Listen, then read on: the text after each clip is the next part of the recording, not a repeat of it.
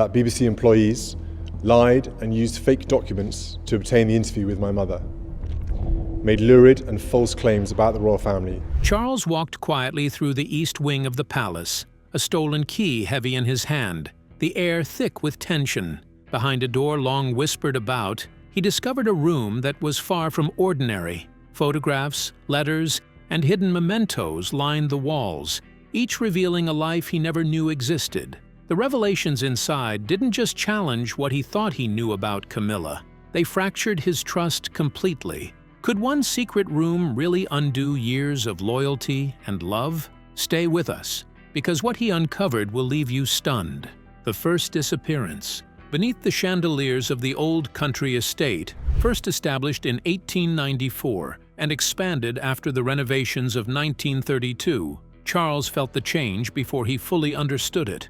It didn't begin as a dramatic moment, but as a quiet shift, as if the house itself was whispering. He had lived within these walls for most of his life, yet the corridors felt unfamiliar now, as though someone had rearranged the air. The staff sensed nothing, or perhaps they pretended not to. Even the portraits along the staircase seemed to watch him differently, like witnesses to a story they refused to share. His suspicions did not start at the beginning of the week, but in the middle of it, on a Tuesday that tasted ordinary. He had gone searching for Camilla to discuss the spring charity event scheduled for late April, only to find the morning room empty, the conservatory quiet, and the small sitting room undisturbed. There were no signs of her at all. Mrs. Henderson, the housekeeper who had served his family for decades, reported seeing her at breakfast at 8, and then not again. That alone was unusual. Camilla rarely stayed hidden for long, and certainly not without a reason. Yet the answers she gave him in the evenings were wrapped in soft laughter and vague explanations. She claimed she was rediscovering corners of the home, wandering through forgotten rooms. But Charles knew better. There were no forgotten rooms. He had explored every inch long before she ever arrived. So he began to follow her movements without admitting he was watching. After lunch, she slipped away, always for the same length of time, 2 or 3 hours, returning with faint dust on her sleeves and a lightness in her step that felt secretive rather than peaceful. The more he paid attention, the less sense the house made. Doors that should have remained locked stood slightly ajar. Hallways that once led nowhere now felt like pathways to something concealed. From the old nursery to the guest rooms in the East Wing, he traced routes she might have taken, past the music room, past the library, past the storage rooms where time collected in crates and trunks. He mapped it like an investigation, moving backward instead of forward, convinced the answers were not ahead of him, but beneath his feet. What unsettled him most was the growing idea that she was not simply wandering. She was meeting something, or someone, hidden within the very architecture of the home. And the house, once loyal, now felt as though it belonged to her secrets more than to him. Shadows, questions, silence, footsteps, unlocked doors, fading trust, unanswered whispers, hidden corridors, waiting still. So what was Camilla really disappearing into? Stay with us. The door she never spoke of. He did not begin by searching for footsteps or whispers. It started with the strange awareness that someone in the house was moving with intent. The old Somerset estate, expanded quietly in 1931 and known for its endless hallways, had always belonged to tradition, but lately it felt governed by secrets. Charles noticed the change before he understood it. Camilla's disappearances were never dramatic, just unexplained. Hours gone. Excuses offered. Silence filled the spaces she left behind. It was not a discovery made while walking. It was a memory that pressed on him later. A locked door no one mentioned anymore. At the far end of the East Wing stood an oak door that had never demanded attention in his youth. Now, it gleamed with recent polish, the only door in that silent corridor that looked tended to. When he tried the handle, the refusal was sharp. Locked. In a house where privacy had never required keys. Mrs. Henderson confirmed what Camilla hadn't. Early March, a request for the key. Instructions that no staff were to enter or clean inside. A claim that she was organizing personal belongings. No further explanation. The housekeeper spoke carefully, but Charles heard the edge of confusion in her voice. He watched Camilla for patterns rather than answers. 2 hours missing after lunch, sometimes 3. Dust on her sleeves, thoughts elsewhere when they spoke. Her responses no longer connected to his questions. She offered pleasant sentences that slid away from their meaning. She was not lying. She was building distance. The East Wing changed shape in his mind.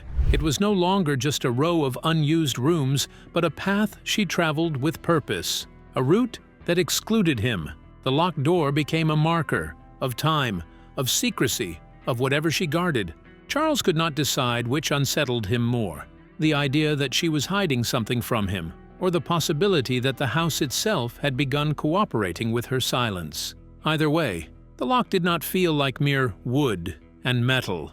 It felt like a boundary he was no longer meant to cross, and with each passing day, it felt like a boundary he was no longer meant to cross. It was not waiting to be discovered, but being protected, tucked away in that room, like a secret heartbeat.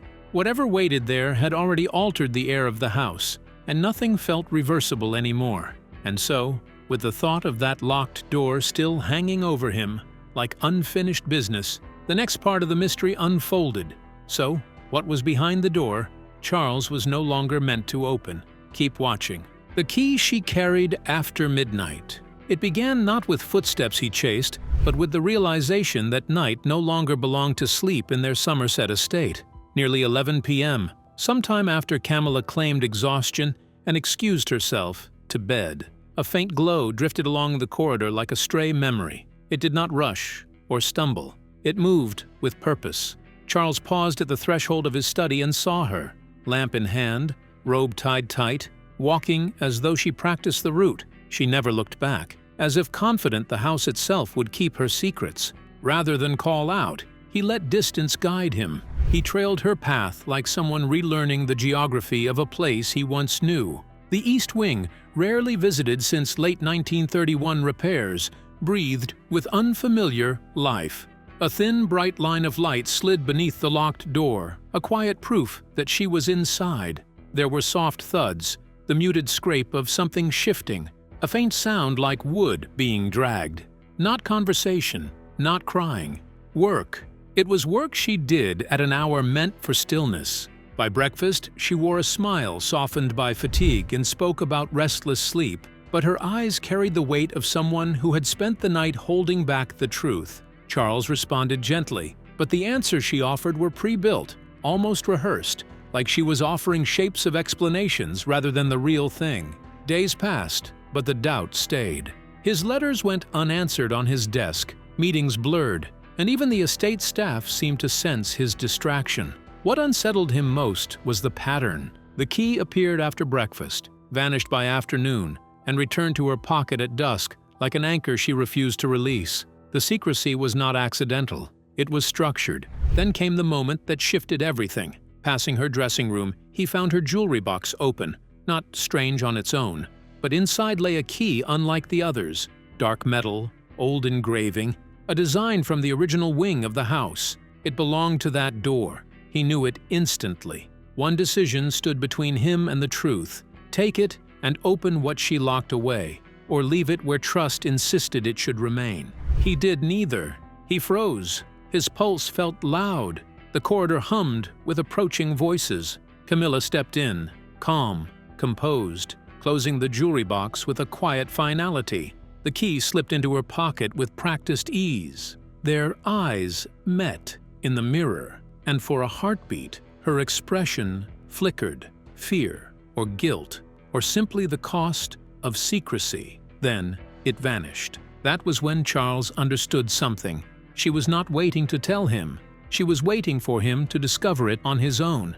And with that unspoken realization in the mirror, the next development arrived as if the house itself had arranged the timing. But why was the key revealed before the door? Let's find out. The door that opened to the past. The chance to finally open the locked room did not rise from courage, but from coincidence. 2 days later, a telephone call rang through the Somerset estate. Camilla's sister in London needed her urgently. A family matter requiring immediate travel and an overnight stay. Charles offered to accompany her, but she refused gently, insisting the problem was delicate and best handled alone.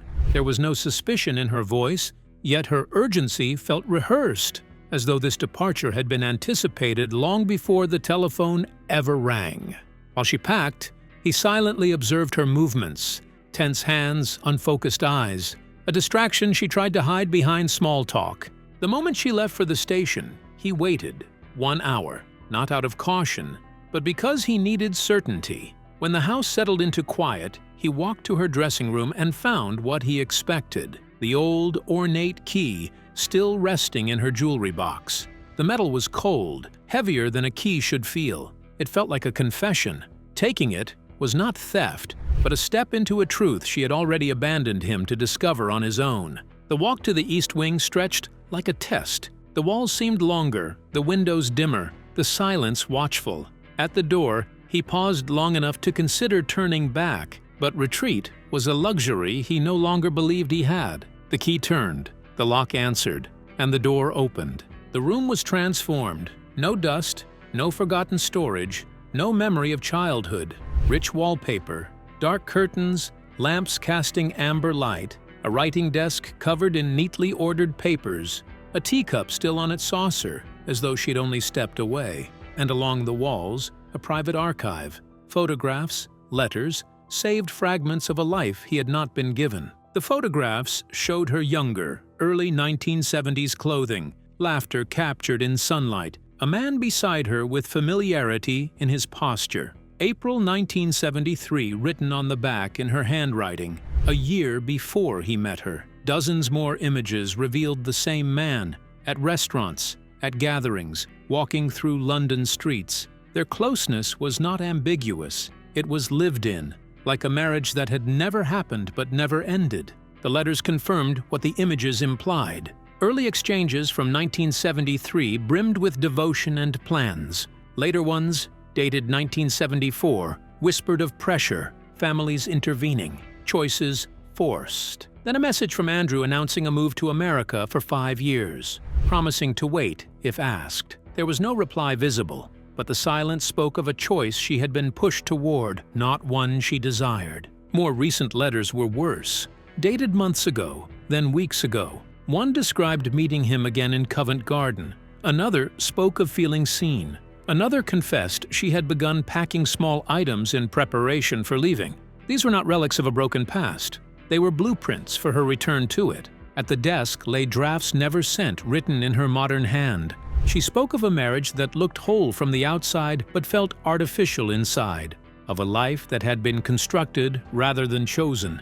She wrote of how the room felt like a doorway back to the person she used to be. She wrote Andrew's name as if it had never left her vocabulary. This room was not a memory storage. It was a threshold, waiting. It was a future assembled in shadows, piece by piece, while he remained unaware. Standing there, surrounded by evidence of a life parallel to his own, Charles understood that the door had never been meant to keep him out. It had been meant to prepare her escape. Soon, choices would demand consequences.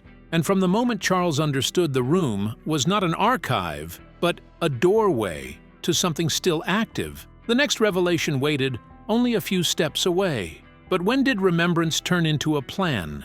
Keep watching. The evidence she never intended him to read.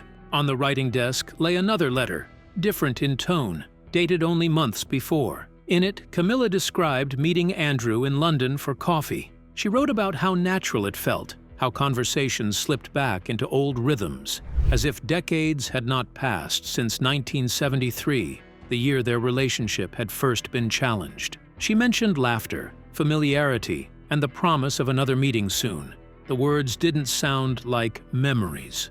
They sounded like continuation. Charles set the page aside with unsteady hands, feeling the weight of betrayal not as shock but as confirmation. On a nearby wall, surrounded by photographs, sat a cluster of old newspaper clippings. They documented events from the mid-1970s, social gatherings in London hotels, and charity functions across Somerset. In several photographs, Charles and Camilla appeared together, smiling, poised, newly connected. But in the same frames, always positioned just far enough to blend into the background, was Andrew. Not a stranger, not a forgotten name, but someone who had been present all along.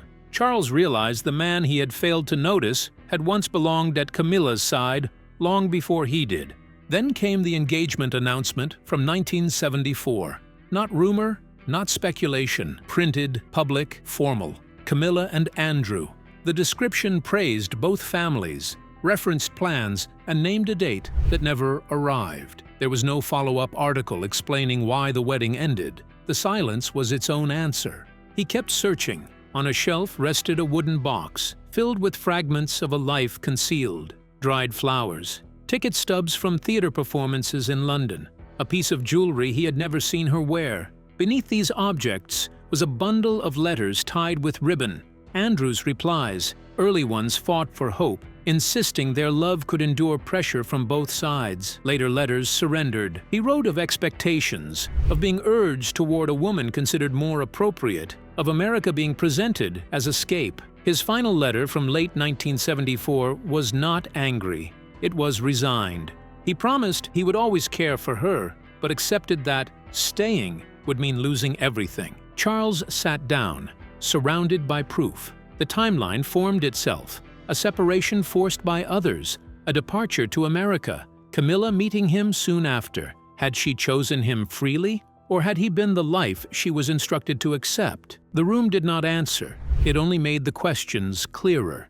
And from the moment he recognized the room was more than memory, when it became evidence of something still unfolding, everything that followed shifted the ground beneath him. But if a past never truly ended, what if this room wasn't history at all, but a doorway waiting to reopen? Let's find out. The sanctuary she built in secret. The next documents he uncovered were not from the 1970s. They were recent. Letters from America, dated well after Andrew had left in late 1974. Each one written with the quiet certainty of someone who had built a life elsewhere, but never severed the thread that bound him to the past. Andrew wrote of a business he had established in New York, of a marriage arranged more out of expectation than affection, and of a home he owned near Boston. Yet even in the steadiness of those reports, there was regret.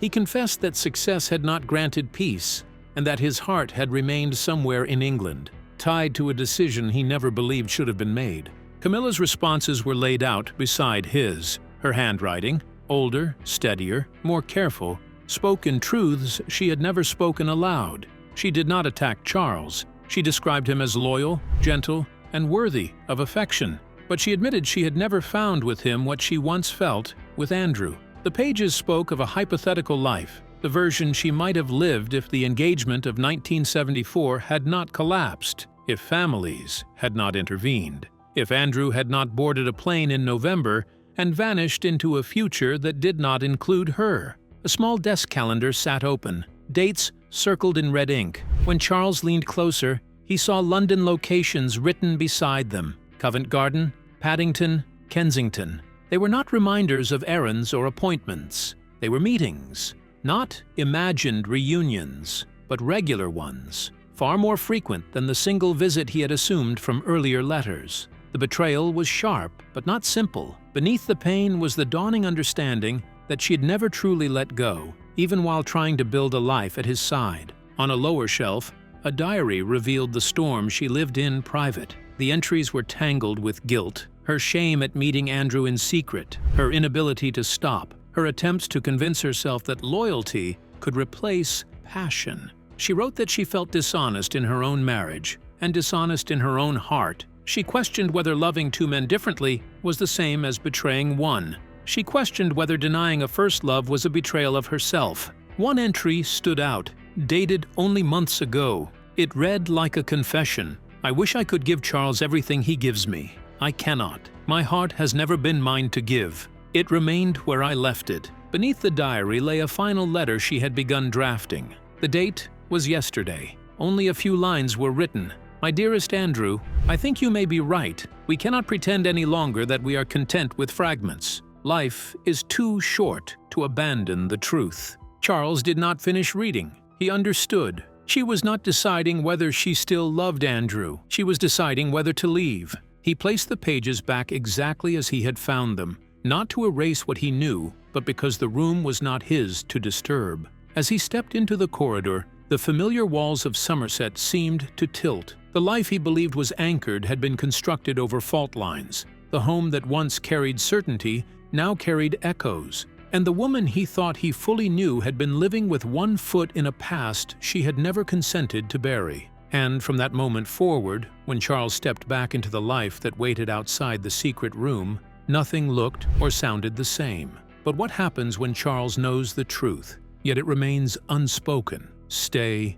with us. The quiet collapse of what he thought was true. When Camilla returned from London the next evening, she arrived with travel fatigue, polite concern, and stories about family issues in Kensington. She spoke as she always had, calmly, gently, as though nothing in her life existed beyond the home they shared. Charles answered at the right moments, but his mind was elsewhere. Every look at her face carried the echo of the letters he had read, the dates circled in red ink, the messages that belonged to another man. When she suggested they plan a holiday together, just the two of them, her tone was affectionate. The cruelty of it was unintentional but devastating. She was offering time alone with him while preparing to abandon him. Nights became long and airless. He lay awake, listening to her breathe, wondering whether the quiet beside him was peace or distance. He could not tell which parts of her were real now. A thoughtful pause at breakfast, a small smile when the mail arrived, a letter slipped quickly into her pocket.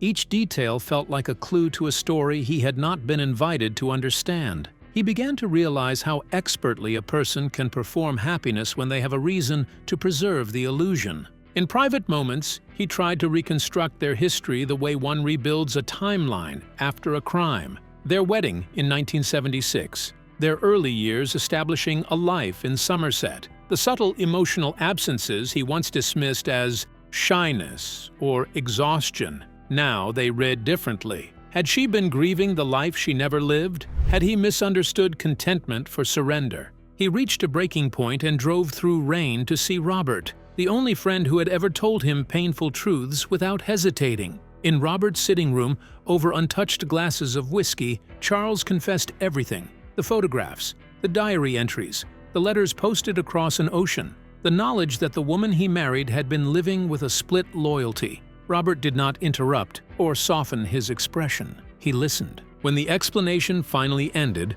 Robert asked a question that landed like a blow. Are you fighting to keep her, or fighting to avoid losing what she represents?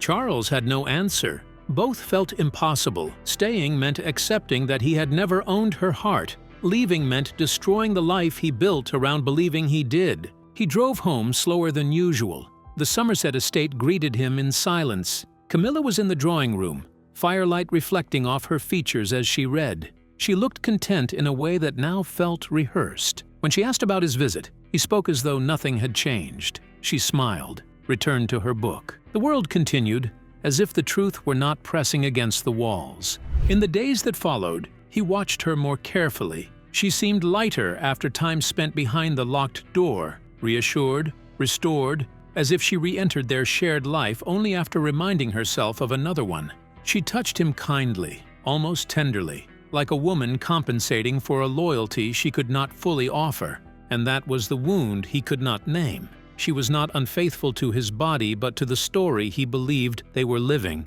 And so, after days of carrying the weight of what he had learned alone, Charles decided the silence between them was no longer bearable. The question he was afraid to hear answered. He did not confront her with accusations or reveal what he had discovered in the East Wing. Instead, one quiet evening over dinner, he placed his fork down and turned fully toward her. His voice was steady, but the question trembled underneath. He asked if she was happy, truly happy, with the life they had built since the late 1970s, or if she felt something missing that neither of them had ever spoken aloud. Camilla's expression flickered, first with surprise, then caution. She praised his loyalty, his gentleness, the stability he provided, but she never said yes. Every sentence avoided the heart of the question, politely circling the truth she would not hand him. Afterward, in the dark of their room, he lay awake and realized she had been given an open door and chosen not to walk through it. The following days sharpened his awareness. A letter tucked quickly into her pocket at breakfast. A faraway look when she thought he wasn't watching. Trips to London presented as errands or theater visits, but returning with a glow that did not belong to him. He no longer needed to look inside the secret room to understand that its purpose continued, even when locked. Unable to navigate the storm alone, Charles drove to see Robert an hour away through rain and February wind. In the safety of an old friend's home, he confessed everything. Without mentioning the room, Robert listened, then asked the one question Charles feared most. Are you trying to save her, or trying to save the version of your life where she belonged to you? There was no answer that didn't hurt. Returning home, Charles found Camilla by the fire, calm and warm and unreadable. She greeted him with affection sharpened by guilt, as though love and apology had fused inside her. He realized she was offering him kindness as compensation, not devotion. After weeks of watching her move between two emotional worlds, Charles made a choice. He would not expose what he knew. He would not demand a confession. Instead, he would give her the truth she could not say out loud. Permission. Permission to speak, to choose, to leave, if that was where her heart still lived. Not as surrender, but as the last offering of a man who finally understood that loving her might mean losing her. So what do you think? Was Charles protecting love or facing betrayal when he gave Camilla silent permission to choose her own path? We'd like to hear your thoughts. Don't forget to share them in the comments below.